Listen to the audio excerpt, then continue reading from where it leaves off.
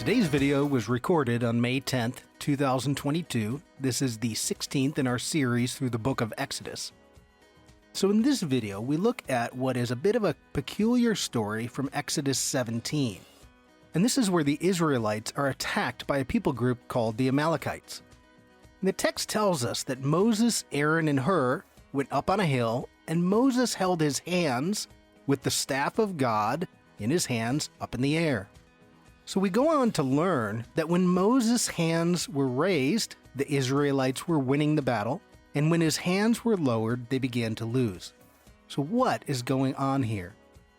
In order to solve this, we need to go backward into the Egyptian context that the Israelites had just left. And we're going to look at their religious practices surrounding standards or flagpoles, and how these flagpoles were used in Egyptian worship. Once we understand the background of Moses raising his hands on the hill, we'll be able to then look forward through the entire Bible to see how God uses this concept to focus our worship up and onto Him as the Creator God and the giver of all life and power. And so that's what we're going to be doing today in this week's video. Now, Fig Tree Ministries is a 501c3 nonprofit. Our ongoing operations rely entirely upon the generous donations of our supporters. If you find our lessons valuable to your understanding of the Bible, we ask that you would consider making a financial donation to support the ministry. Your financial support directly impacts our ability to continue to expand our reach and help others just like you go deeper into the biblical text. And donations are easy through the donate page on our website, figtreeteaching.com, and we've also included a link that'll take you directly to the donation page below in the description section of this video. So the clearer we understand Scripture, the deeper we can go into the text, the more solid the foundations of our faith become. So we hope you enjoy today's lesson on the Lord as our banner. So today, May 10th, this is going to be what we're going to call the Lord my banner. So the Lord my banner, that's exactly what Moses says. And we're going to connect it to Egypt. And it's pretty cool that God uses something out of Egypt and then it flows straight through the Bible all the way to Jesus. It's actually really cool when you take a look at it. So the Lord my banner, and the background picture that we're using today, this is the temple of Karnak in Egypt, and many of the temples in Egypt have the same feature, but what we're going to be looking at on this temple is right here. I'll put a circle on it. It looks like a little niche that's built into that wall. And if you look, right above the niches is another open little square. So inside that niche was a giant pole, the flagpole, and the little square that's above it would be something to hold, to give it some stability. So you'll see more pictures in a minute, but every one of those, now they say, and I don't know how they come up with these calculations, but they say that the flagpoles at Karnak were 200 feet tall. Huge. So it's a big deal in Egypt, as we'll find out today. So the Lord my banner, and this is Exodus part 16 as we slow roll through this book. And what I want to do tonight is start off by reading in the text where we find the Lord is my banner. So if you have your Bible, it's in Exodus 17, starting at verse 8, and I'm not going to read every verse, but we'll be going from 8 to 16, and I'll leave some out just in the interest of time.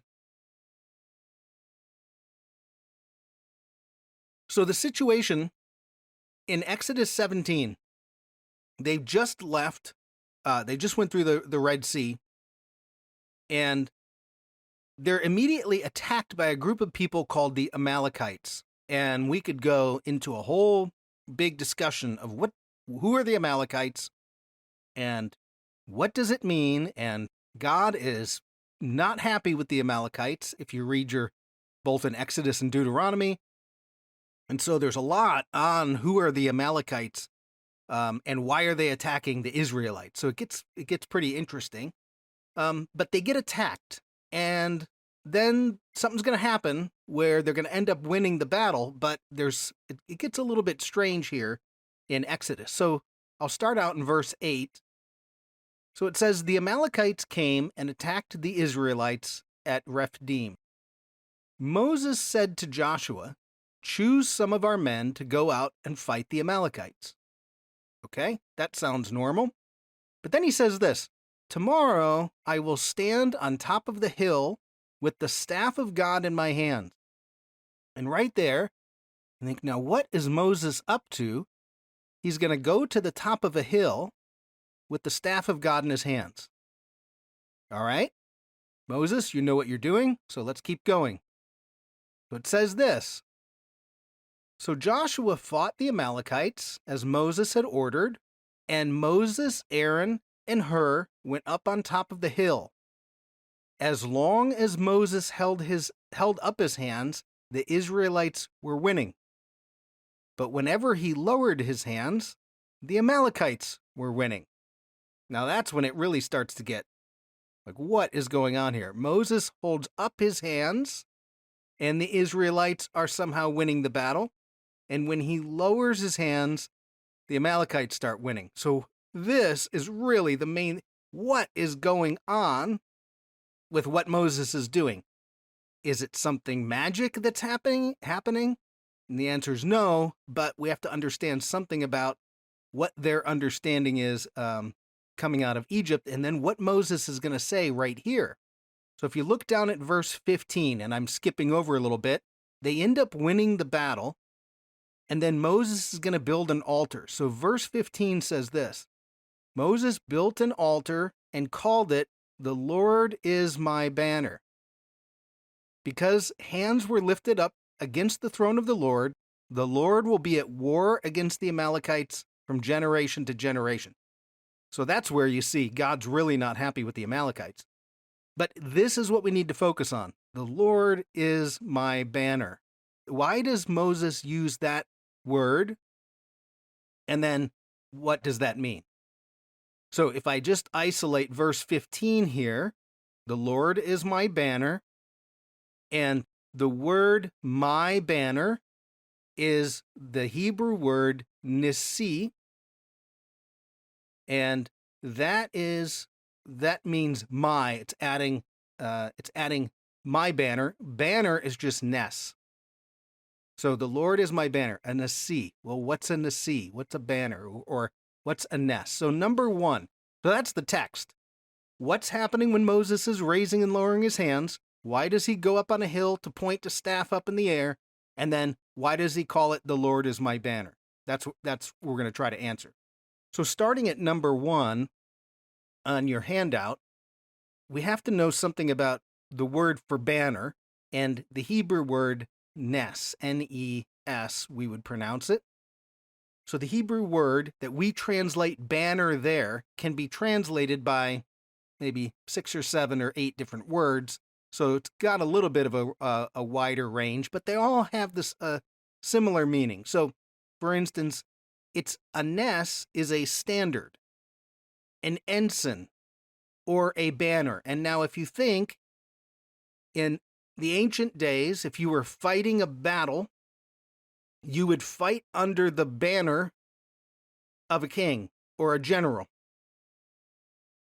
And flags, ensigns, were used often in military to designate certain things. So we see a battle, and we see the idea of banner. You're underneath something, a standard, an ensign, a banner. We'll see next week when we look at the bronze snake, the word nes gets translated pole. And I noticed, just so you know, I am aware that on your sheet, I put down the word standard twice, and I meant to put sign, because nes can also be a sign. Something is giving you a sign. Okay, so standard, ensign, banner, pole. Now I put a couple definitions. These definitions, I footnoted them. They come from a book that's called the Theological Word Book of the Old Testament. And they take all the words of the Old Testament, and then you can look at all the different definitions, and they give the background of the word and all the different languages from around the Hebrew. And so you can find out a lot of little nuggets about words from that Theological Word Book. But the definitions for Nes, one of the things they say is, so in the ancient world, if you raise a flag up, it can be a rallying point or standard which drew people together, right? So it's something that's raised up that draws everybody into one place. So they draw people together for a common action or to communicate important information. So that would make sense. We're going to have something lifted up so you know where to go. The second one, it says a signal pole, sometimes with an ensign attached.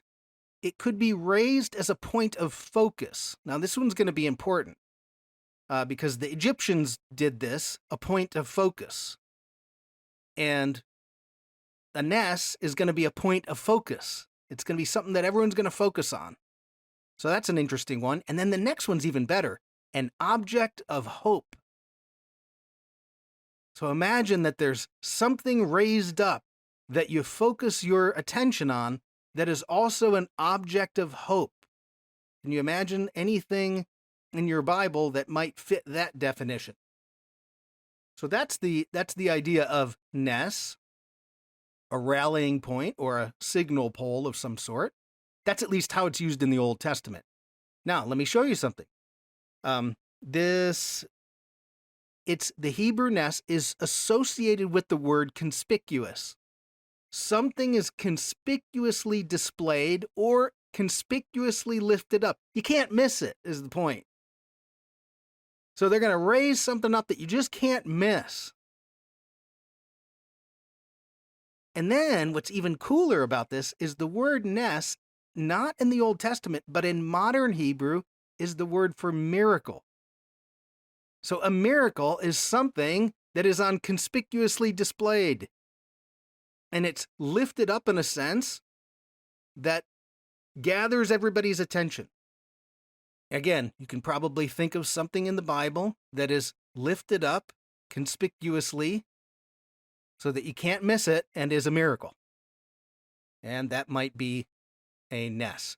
So, okay, that's the Nes. It's some kind of... Now, that's exactly what we're just talking about. That's the Hebrew word for the pole that we're going to look at. So we have to go back a little bit and look at the Egyptian context of this, these standards, or the flagpole, as we would call it in our more modern language.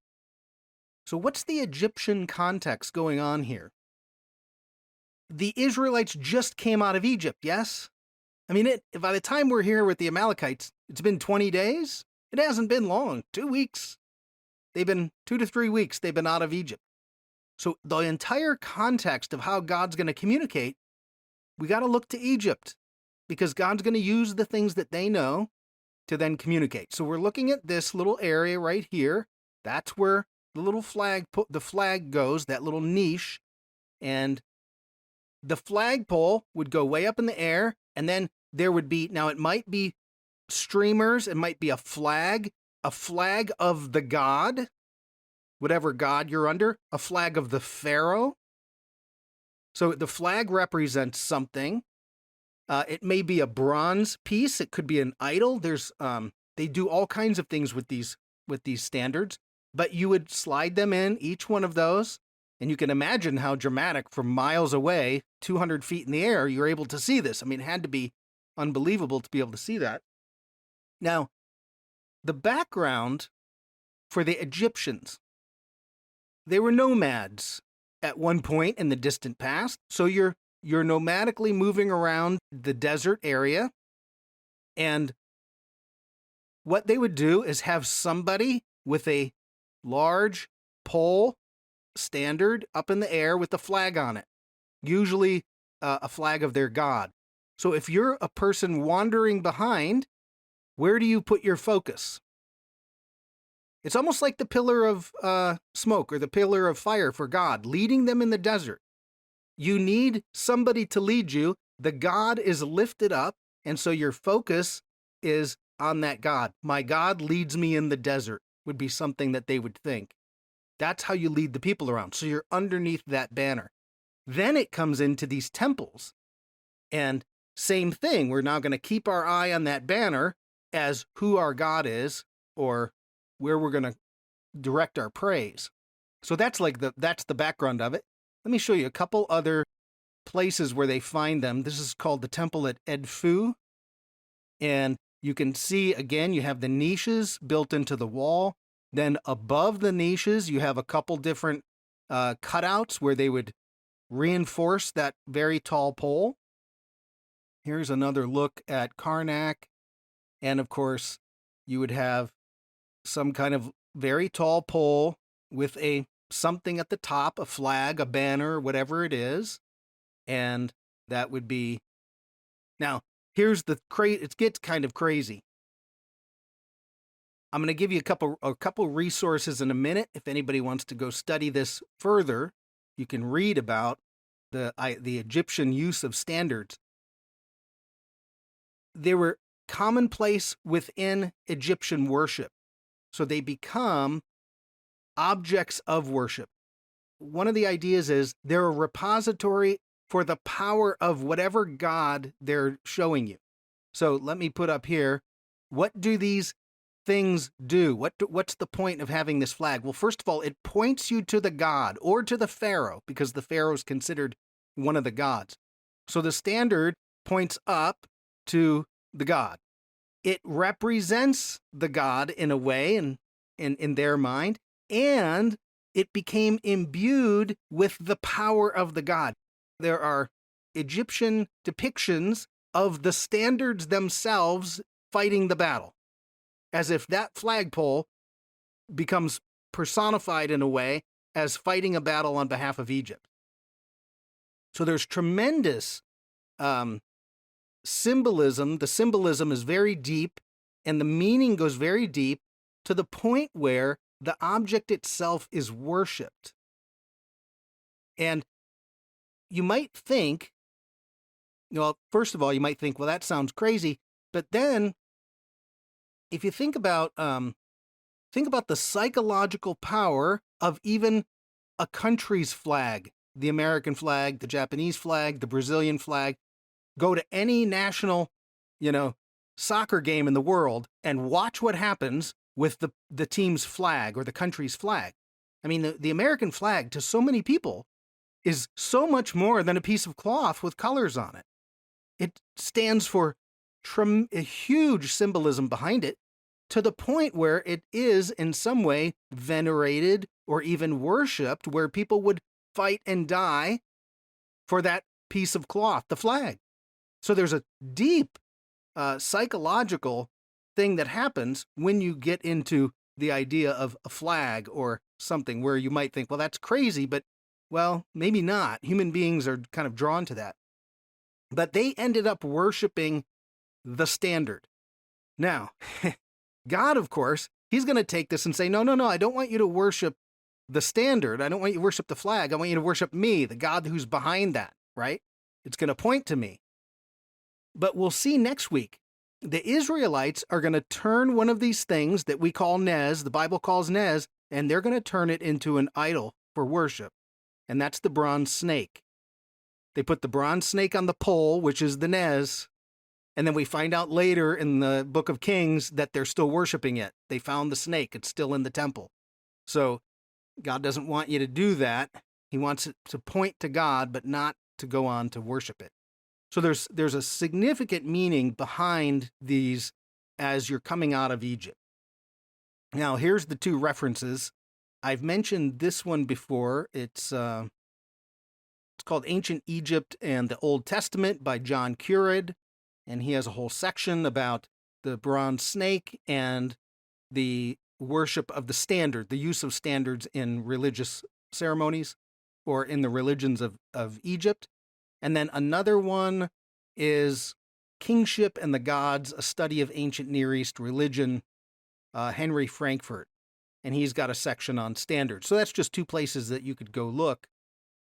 But the important piece to remember is this. Moses and God, through Moses, they're going to take something that the Israelites know out of Egypt. They're 20 days, however many days out of Egypt. They know exactly how standards are used. They know what it points to. They're going to use this idea, and then they're going to now redefine it so that God can use it. And Moses is going to say, the Lord is my banner. Not the Egyptian god, not Pharaoh, the Lord. But this idea comes right out of that Egyptian context because God has to communicate using cultural pieces that the people understand. And of course, this same idea is going to flow all the way through the Bible because it's a very powerful idea that something is lifted up for all of our attention to be directed and to bring us into a posture of worship, right? That's one of the cool things about it. Before we get to solving the problem, I want to just talk about what the dynamics of the standard are. So this number 3 on your handout. What do I mean by dynamics? The ancient people notice, they're very attentive to how things make them feel, what's going on internally in our psychology. You know, we tend to, there's an idea of, we call it the arrogance of history. Anybody in a future time looks down on the people behind them as if those people are just, they don't know what they're talking about, they're crazy. The more you recognize the wisdom in what they're doing, the more you see, oh yeah, we do the same things. We just have different words they use or different symbols. But the dynamics of having this standard or ensign or banner or whatever are pretty powerful. And the way I want to talk about them, just briefly, to introduce this to the way we can think about how the Bible communicates to us, there's going to be two ways. One is the phenomenological. What's the phenomenon of being? How do we experience the world around us? And then psychological. That is, how do we respond to something like the American flag or the national anthem? Like there's an internal response to a symbol like that. So it's so we'll look a little bit at the psychological. Okay, so the first one, the phenomenon. What's the phenomenon that we experience as human beings with God, right? And we've done this a number of times, but it goes something like this, right? We stand on the world, here we are as human beings, and we experience the world as kind of a big dome around us. You know, the mountains appear as if they're holding the clouds up. And then we'd say, okay, where's God, right? Well, God is up there somewhere, right? So everybody, no matter where you are on the earth, points up, because to a human being, God is this direction. And when we ascend in life, we ascend towards things like when the world is going well, its order, its peace, its holiness, its harmony, its balance. All of those are up. How are you feeling today? I'm up. When you want to mature in life, you grow up. It means you're growing in a certain direction, and all of these things are upward. That's just how we experience life. The opposite of that, of course, is a descending, right? Nobody ascends into chaos. You descend into chaos. And we feel depressed by the worries of the world, and there's a weight that's put on top of us and all of that stuff. And so the chaos or disorder or profaneness of the world is always down, right? I'm feeling down and I need to feel up. That's just how we experience the world. And so much of our language confirms that, but we just don't think about it every day. So if God is up, then where do we need to think about our objects of worship, right? They need to be in a posture where we're looking at God. All right, so that's the phenomenon. Psychologically, though, and the reason, you know, I'm not trying to turn this into a psychology lesson, but psychologically, or the word in the New Testament for soul is psyche. So we are mind, body, spirit, right? We have bodies. We're embodied in the world. We feel the world through our body. We have a mind. We can bring in information, sort information. Sometimes our minds don't work right. We have a spirit.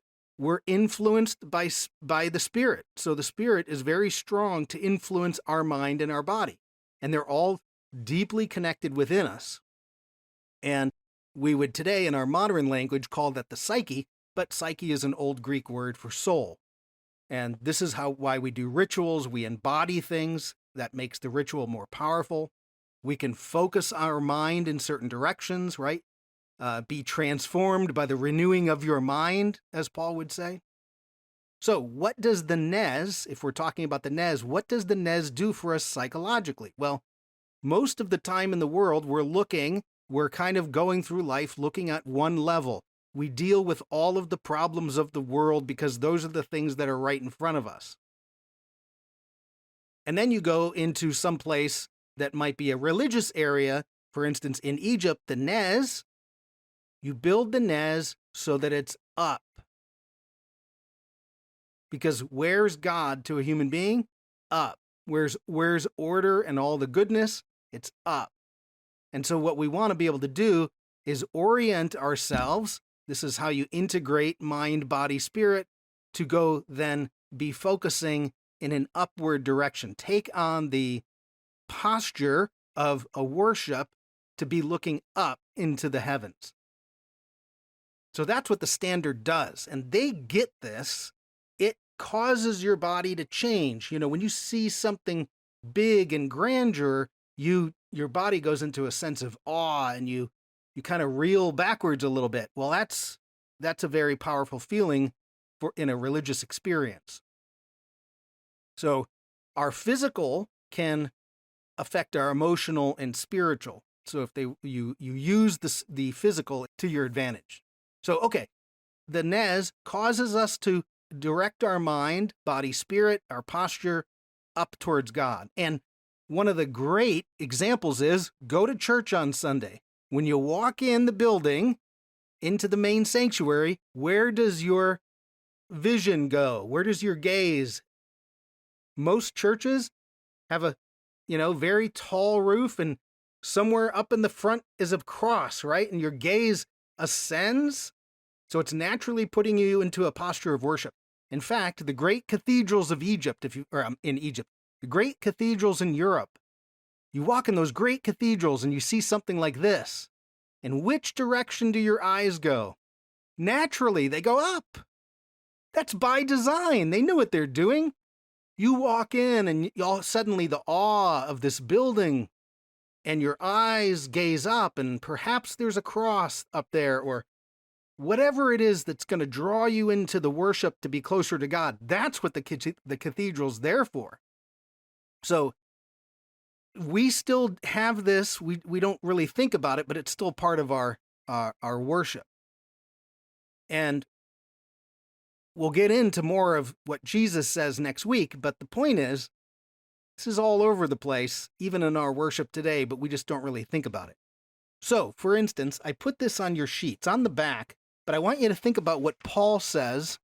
Paul is talking to the Colossians, and I'm going to go through it pretty quickly, just in the interest of time. You can read it on your handout, but Paul says to the Colossians exactly this.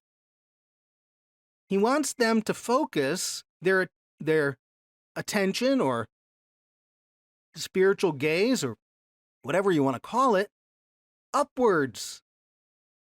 So he says, since then you have been raised with Christ, now this is the NIV, set your hearts on things above, where Christ is seated at the right hand of God. So notice his language. There's something above. Now, I want to point out, this is the NIV. So the NIV took a perfectly good word that means to seek. So many of your Bibles say, seek the things above. The word means to seek, to inquire, to find.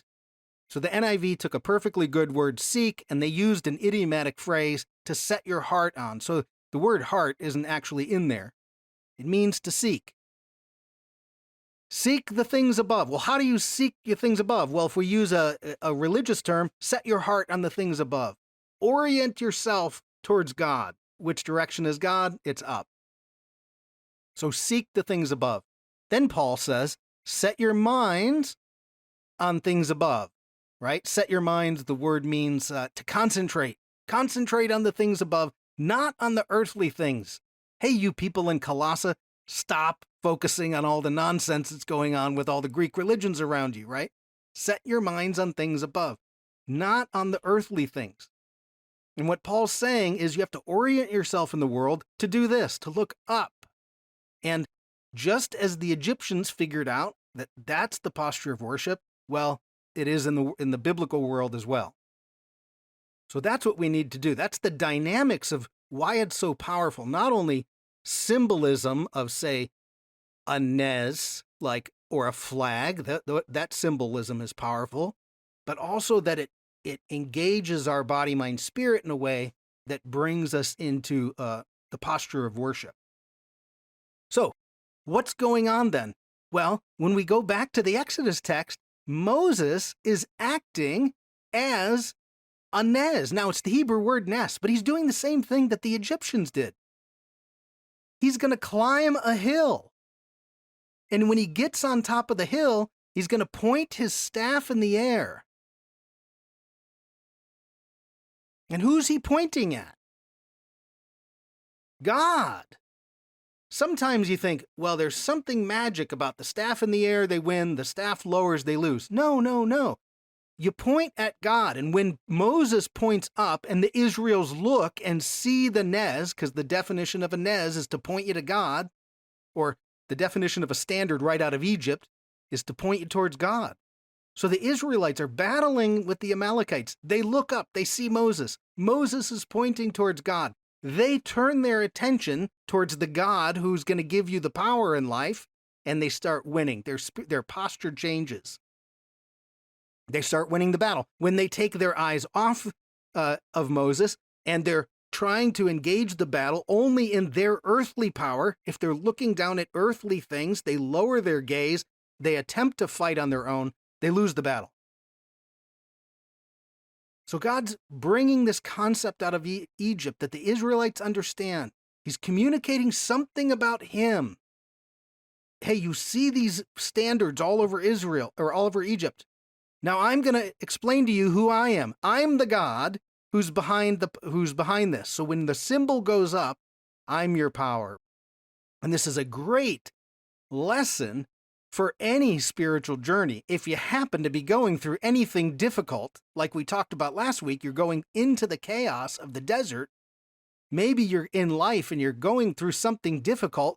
You need a nez, you need a banner or a standard that's set in front of you that you can focus your eyes on, that help you orientate yourself up. And as you're walking through the desert, just like the Egyptians, you make God your banner. That's what Moses is saying. The Lord is my banner. And so all of us on a spiritual journey are going to fight battles. And if you're trying to fight them in your own with your own earthly energy, only focusing on earthly power, you're going to lose. God says, no. Even in the battle, focus on me. So that's what seems to be happening here, because we don't understand the background that they just came out of. And then we try to figure out, what does it mean that Moses is what's going on with his hands. But it's great, because as you'll see, as we go next week forward, God is still providing us a banner. And the Lord is still our banner. He's the one that we need to keep focused on.